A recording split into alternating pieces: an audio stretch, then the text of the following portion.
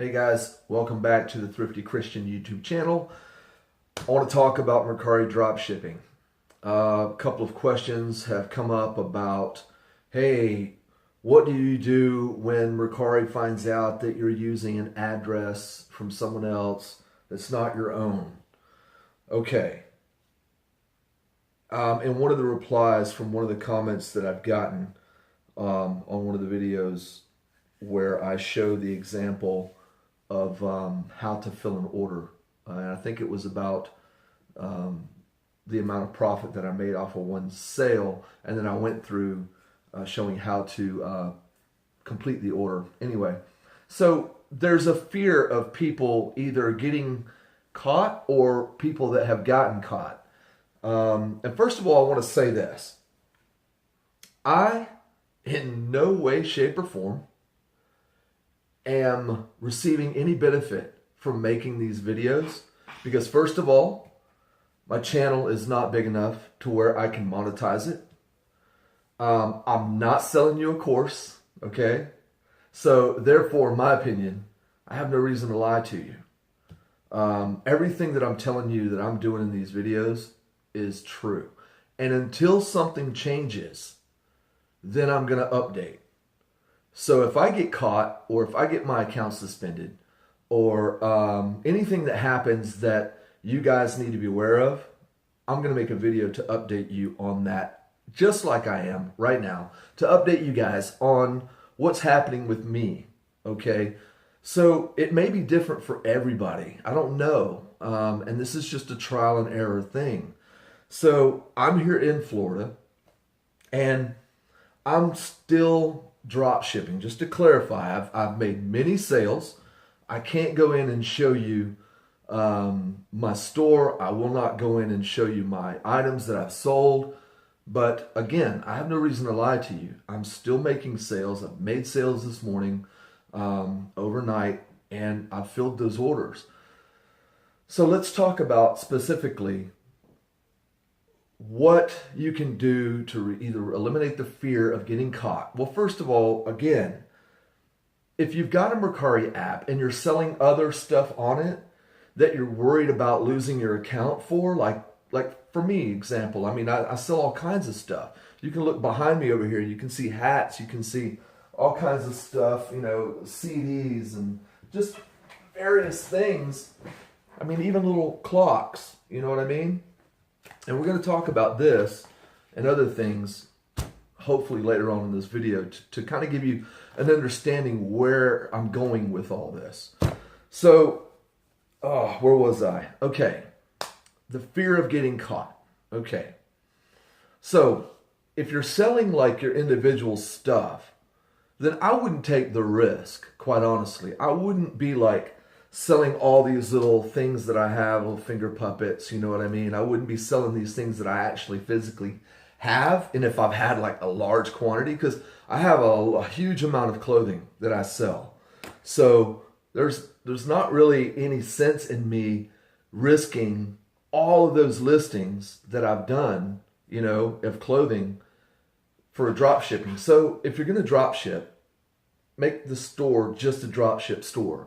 Don't put any of your other stuff in it unless you're not afraid of getting it, you know, suspended or getting the account deleted or whatever. So, all right. So I've had no issues. I've had no messages. I've had nobody say, we see that you are, you know, shipping from another address. That has never happened to me. I've never gotten one of those messages. Thank God and knock on wood. I hope that I never do. But here's what I do. What I believe is that the only way that they will know if you're shipping from another location is when you have a problem. Let's just say that you ship an item or an item gets, you know, delivered and they want to open a case, okay? And they want to return the item.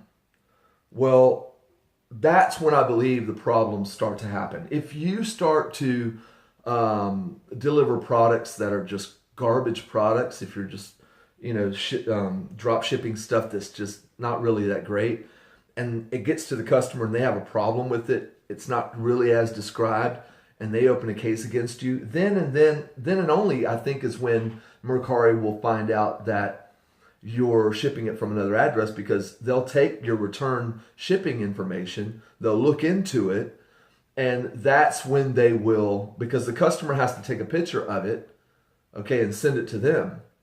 And that's when I think they'll find out that it didn't come from that actual address. Now, I still have other sellers ship with their addresses, and that's just part of the risk, okay? But I also have my main source, which I'm not going to tell you what he is, but he's a seller, and he has a third-party app. And what he has done is, he and I have talked about this, because again, I encourage you to create or start a dialogue, conversation, make, friends with this person if you can, and try to get them to understand that you're trying to promote their products and make sales for them. And they're not going to tell you no. They're not going to say no, don't help me sell my products. But anyway, so I spoke to this seller and I let him know what I was doing. And he gave me the thumbs up. He said, man, I'll take care of you. No worries. I've got a program, that's put in place. And every time your name comes up through a sale and shows me that I've sold, you bought from me, I'll put your name into the computer, so that way it automatically prints out your return address, your name on the label. So I have a seller that will take my info, put it on his shipping label when he ships the product out to my customer. So that way, in case they were to ever take a photograph and say, hey, I received this item, it was damaged or whatever, they can plain as day see my address on that label. Now, here's something else that you might not know, because I do a lot of asking of questions when it comes to the postal service. I like to know how things work, because that gives me the knowledge of how I can approach certain topics or certain methods of drop shipping and things like that. So here's what happens. A lot of times, if a product, let's just say, hold that thought. Okay, let's just say that this package, okay, it's one of many that I have over here that I ship out daily from my home, okay, and it has my address and all that good stuff on it. This is my label I printed out on my Dymo label printer. So let's just say that the post woman or man is coming to my house today, and they pick up my packages. They're not supposed to, but they do it out of courtesy. They should actually scan your package in your presence if you're here. I like that. I like that my post lady does that. She scans my package in my presence. There are other people on her days off that come and they don't, because like on Mondays, that's her day off. Over the weekend, I have a lot of sales. I have a bunch of packages that go out, and the one guy that comes in, he doesn't scan the packages. So what will happen is this package will make its way all the way to another facility without being scanned. This happens all the time. So who is Mercari to say that, hey, it didn't leave your place of origin, unless they know that it's not, the label doesn't have your address on it. So what I'm trying to say is that sometimes packages will make their way to other facilities far away from your state, and they'll get scanned there and then uploaded into the system. That happened before. It happens a lot. And she and I were just discussing that the other day. So if it doesn't get scanned and it gets put through the process, sometimes, there's no way for them to tell exactly where the package originated from. So now, part two of this is that, it could have my address on it, but at the post office, it could be shipped from another state. Like this seller that, I buy from. he has a facility in Georgia. He has a warehouse in Georgia that he ships products out of. So it's not going to say that it originated from Florida. It's going to say that it originated from Georgia. But yet, when the customer receives it, it's going to have my address, my return address on the label. So that's all part of what I'm trying to do to protect myself. So what I encourage you guys to do is to just simply either take the risk, right? And if they're telling you, hey, that you don't physically have this, I'm giving you a warning, because I think that's what the message said that I received, that they had warned him that he shouldn't try to sell or list products that he doesn't have in his possession. So if something like that happens, I really honestly don't know what to tell you. I do not know how they know this. I don't know how they got clued in, because it's never happened to me before. And again, I have 2 accounts. I do it all day long on both of them. So another question that I get is in regards to the photographs. I've just recently done some tests where I have taken the primary photograph on eBay from an eBay listing, because the seller there gives you permission to use their photos, if you want. So I've taken the photo and I've created a watermark. Okay, that's all I've done. I just put it on the primary photo because it's nice and claimed it as my own. If you don't want to do that, then what you'll have to do is you'll have to do like what I did. You have to physically buy a product that you want to sell. And in this case, it was a little clock, right? I bought this product specifically because I wanted to, one, see how long it would take to ship this product to me. California to me. I wanted to see how long New York to me would be. And you should always know this stuff. You should always want to know that. And then I got the product out, and then I set it up over here and I photographed it myself. So that way, if they ever said this isn't your product, you shouldn't be selling product that you don't have, and I can just always go back and say, well, what do you mean?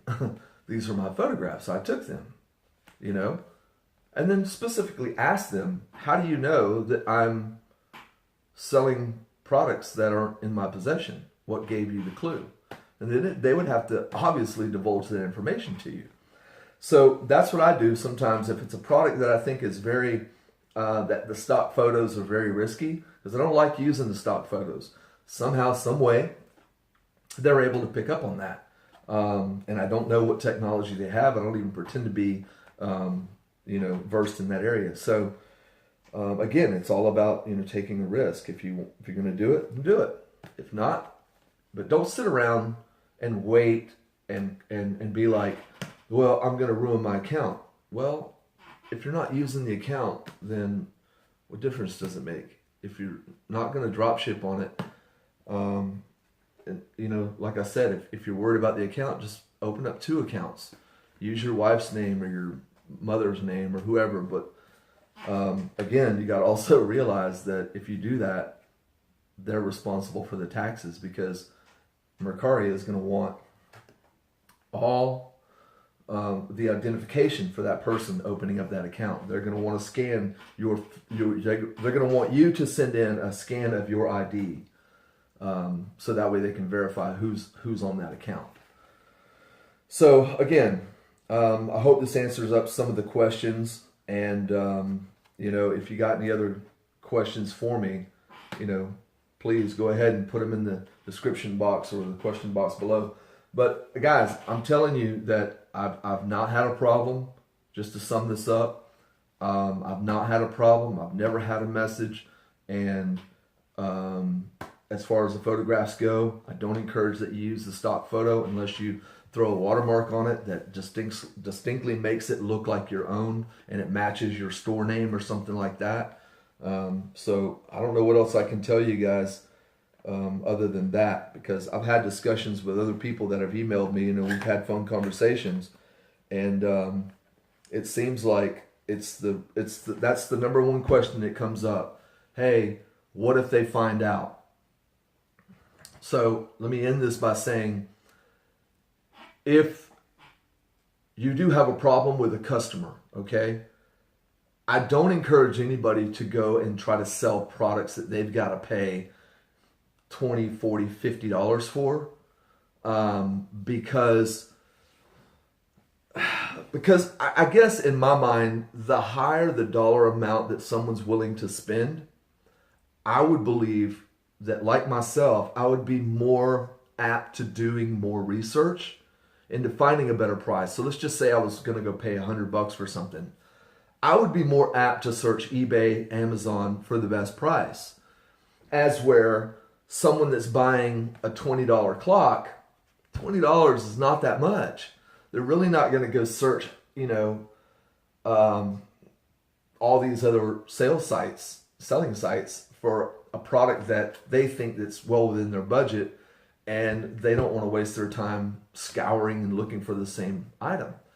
So I would stay away from high dollar products and list, low dollar products, and try to target a $5 profit margin. I mean, that's what I do. I try to target a $5 profit margin. So getting back to what I'm saying is that if you guys think about it, if you're going to have a problem, okay, if it gets brought to the attention of Mercari where they try to open a return or something, just refund the buyer. That's the gist of this. If you have a problem, I would just refund the buyer. I've done that before to kind of like keep the flies away, bury the dead body to keep the flies away. So just give the person the refund, because it's going to be such a small amount that, it's not going to hurt you, as where you would like, heck no, I'm not going to give up $50 that I paid by refunding the customer. No, but something small in cost, you can eat that and walk away and be like, hey, I can live to fight another day. So that's what I would encourage you to do. If any case or anything gets opened on Mercari, just refund the buyer. And just once you refund it, it closes that out. That case is closed, buddy. It's done. They have no way of looking into it. It's over with. So guys, I hope this has helped you out. This video has gone on long enough. If you got any other questions and comments, please leave them down there below. You know what to do. Like and subscribe. Hit that bell, all that good stuff. Bring this channel up for me. I appreciate it. God bless you. Goodbye.